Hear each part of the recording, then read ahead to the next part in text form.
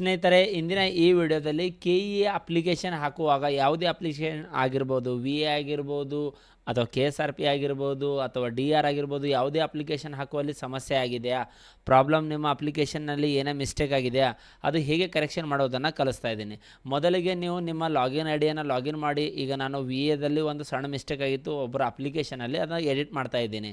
ಇಲ್ಲಿ ಲಾಗಿನ್ ಆದ ತಕ್ಷಣ ಇಲ್ಲಿ ಕ್ಲಿಕ್ ಮಾಡಬೇಕು ಸ್ನೇಹಿತರೆ, ರೈಸ್ ಅನ್ಫ್ರೀಸ್ ರಿಕ್ವೆಸ್ಟ್ ಅಂತ ಇದೆ. ಕ್ಲಿಕ್ ಮಾಡಿ. ಇಲ್ಲಿ ಜಸ್ಟ್ ಕ್ಲಿಕ್ ಮಾಡಿದ್ರೆ ಸಾಕು, ಇಲ್ಲಿ ಆಪ್ಷನ್ ಬರ್ತಿದೆ ಯುವರ್ ಅಪ್ಲಿಕೇಶನ್ ಫ್ರೋಝನ್ ಅಂತ ತೋರಿಸ್ತದೆ. You can request one time unfreeze. ಮತ್ತು ಇಲ್ಲಿ ಆಪ್ಷನ್ ಇದೆ ಅಲ್ವಾ, ಇಲ್ಲಿ ಕ್ಲಿಕ್ ಮಾಡಿ ರಿಕ್ವೆಸ್ಟ್ ಅನ್ಫ್ರೀಸ್ ಅಂತ ಕ್ಲಿಕ್ ಮಾಡಿ. ಇಲ್ಲಿ ರಿಕ್ವೆಸ್ಟ್ ಅನ್ಫ್ರೀಸ್ ಅಂತ ಕ್ಲಿಕ್ ಮಾಡಿದ್ರೆ ಇಲ್ಲಿ ಆಪ್ಷನ್ ತೋರಿಸ್ತಾ ಇದೆ ರಾಂಗ್ ಪರ್ಸನಲ್ ಎಂಟರ್ ಅಂತ ಅಥವಾ ರಾಂಗ್ ಮಾರ್ಕ್ಸ್ ಎಂಟರ್ಡ್ ಅಂತ ತೋರಿಸ್ತಾ ಇದೆ, ರಾಂಗ್ ಡಾಕ್ಯುಮೆಂಟ್ ಅಪ್ಲೋಡ್ ಅಂತ ತೋರಿಸ್ತಾ ಇದೆ, ಅದರ್ ಕರೆಕ್ಷನ್ ರಿಕ್ವೈರ್ಡ್ ಅಂತ ತೋರಿಸ್ತಾ ಇದೆ. ಈಗ ನಮ್ಮ ಯಾವ ಇದು ಅಪ್ಲಿಕೇಶನ್ ಯಾರ್ದು ಎಂಟ್ರಿ ಮಾಡ್ತಾ ಇದೆಯಲ್ಲೋ ಅವ್ರದ್ದು ಮಾರ್ಕ್ಸ್ ಕಾರ್ಡ್ ಎಂಟ್ರಿಯಲ್ಲಿ ಅವರು ಪ್ರಿವ್ಯೂದಲ್ಲಿ ತೋರಿಸ್ತಾ ಇತ್ತು PUC ಮಾರ್ಕ್ಸ್, ಆದರೆ ಪ್ರಿಂಟ್ನಲ್ಲಿ ಬಂದಿದೆ 0 ಅಂತ. ಅದಕ್ಕೋಸ್ಕರ ಇದು ಮಾರ್ಕ್ಸ್ ರಾಂಗ್ ಎಂಟ್ರಿ ಅಂತ ಕ್ಲಿಕ್ ಮಾಡ್ತಾ ಇದ್ದೀನಿ. PUC marks we entered correctly but final application. ನಿಮ್ಮ ರೀಸನ್ ಬರೀಬೇಕು ಸ್ನೇಹಿತರೆ.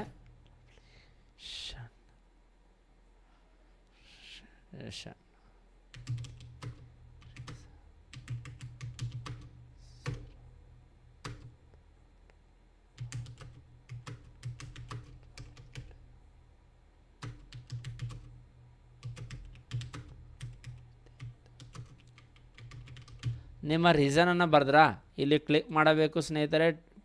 ಡಿಕ್ಲರೇಷನ್ನ ಕ್ಲಿಕ್ ಮಾಡಿ, ಸಬ್ಮಿಟ್ ರಿಕ್ವೆಸ್ಟನ್ನು ಕ್ಲಿಕ್ ಮಾಡಿ. ಇಷ್ಟು ಮಾಡಿದ್ರೆ ಸಾಕು ಸ್ನೇಹಿತರೆ, ನಿಮಗೆ ಮುಂದಿನ ಇಲ್ಲಿ ತೋರಿಸ್ತಾ ಇದೆ ಅನ್ಫ್ರೀಸನ್ ರಿಕ್ವೆಸ್ಟ್ ಸಬ್ಮಿಟೆಡ್ ಸಕ್ಸಸ್ಫುಲಿ ಅಂತ ತೋರಿಸ್ತಾ ಇದೆ. ಈ ರೀತಿ ಮಾಡೋ ಮೂಲಕ ನಿಮ್ಮ ಇಲ್ಲಿ ಪೆಂಡಿಂಗ್ ಇದೆ, your unfreeze request is pending for approval ಅಂತ ಇದೆ. ಇದು ವರ್ಕಿಂಗ್ ಡೇ 1 ಅಥವಾ 2 ವರ್ಕಿಂಗ್ ಡೇಯಲ್ಲಿ ಇದು ಅಪ್ರೂವಲ್ ಆಗುತ್ತೆ ಸ್ನೇಹಿತರೆ. ಅಪ್ರೂವಲ್ ಆದ ತಕ್ಷಣ ನೀವು ನಿಮ್ಮ ಅಪ್ಲಿಕೇಶನ್ನ ಎಡಿಟ್ ಮಾಡಬಹುದು. ಎಡಿಟ್ ಮಾಡಿ ಮತ್ತೆ ಎಡಿಟ್ ಮಾಡಿ ಮತ್ತೊಮ್ಮೆ ಪ್ರಿಂಟನ್ನು ತೆಗೆದುಕೊಳ್ಳಬಹುದು. ಯಾವುದೇ ಅಪ್ಲಿಕೇಶನ್ ಹಾಕುವಲ್ಲಿ ಸಮಸ್ಯೆ ಆಗಿದ್ದರೆ ಈ ಮೆಥಡನ್ನು ಫಾಲೋ ಮಾಡಿ ನಿಮ್ಮ ಅಪ್ಲಿಕೇಶನನ್ನು ಕರೆಕ್ಟ್ ಮಾಡಿಕೊಳ್ಳಿ. ಇದೇ ರೀತಿಯ ಇನ್ಫಾರ್ಮೇಟಿವ್ ವಿಡಿಯೋಗಳಿಗಾಗಿ ಮರೆಯದೆ ನಮ್ಮ ಚಾನಲ್ಗೆ ಸಬ್ಸ್ಕ್ರೈಬ್ ಮಾಡಿ, ಬೆಲ್ ಐಕಾನನ್ನು ಒತ್ತುವ ಜೊತೆಗೆ ವಿಡಿಯೋನ ಲೈಕ್ ಮಾಡಿ ಸ್ನೇಹಿತರೆ. ಧನ್ಯವಾದಗಳು.